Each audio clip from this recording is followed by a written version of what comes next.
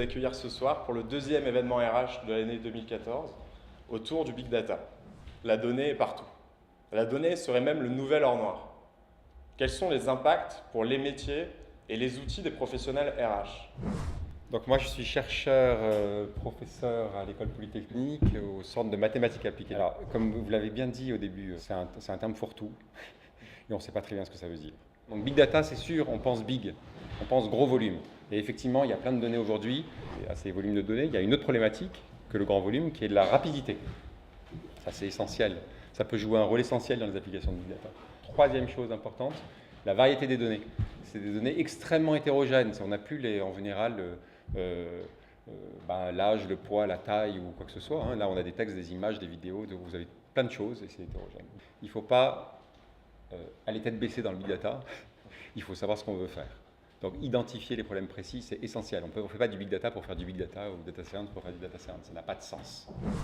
Beaucoup de données, des données disparates prises dans plusieurs endroits différents et qu'on va enfin pouvoir mettre ensemble pour trouver un sens. On parle depuis des mois, des années de la digitalisation et de l'impact que ça va avoir sur tous les métiers des entreprises. L'intérêt aussi de ce type de démarche, on va passer 2 tiers du temps à acquérir et à analyser la donnée et 1 tiers du temps à travailler sur le plan d'action.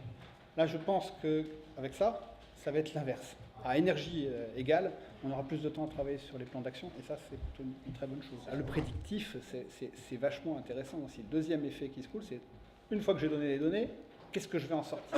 L'étape suivante, pour moi, elle est assez claire, c'est d'aller un peu plus loin dans la modélisation des évolutions des effectifs et de la vraie GPEC, quoi. Ces modèles-là doivent pouvoir nous amener beaucoup de choses et qui nous permettront de gagner beaucoup de temps sur les grandes tendances pour se focaliser sur qu'est-ce qui va vraiment changer dans les métiers. Ça va révolutionner vraiment l'emploi, donc il faut vraiment qu'on soit derrière pour travailler sur ces nouveaux métiers. On en fait une montagne, mais en réalité, c'est pas si compliqué que ça. Ça demande un petit peu de rigueur, ça demande de bien suivre les étapes d'analyse de données qu'on a vues tout à l'heure. Donc nettoyage des données, compréhension de ce qu'on a dans la base, savoir ce qu'on veut faire, visualisation. Vous avez tous fait des people review à la main, vous avez tous fait des tableaux d'effectifs à la main. Notre métier est complètement en train de changer via ces systèmes. J'ai un effectif de 99 personnes en Arabie Saoudite, on a pas mal de contrats en ce moment. J'aimerais bien savoir comment ça progresse au niveau recrutement. Donc je vais aller regarder quelle est mon évolution de headcount sur ce périmètre-là, sur ces pays-là. Donc s'il y a un conseil à donner, c'est de préférence faire un POC. On peut se lancer sans gros risque. Pour moi, le ROI, déjà, il est instantané compte tenu du coût. On parle en dizaines de millions d'euros sur le contrôle des effectifs.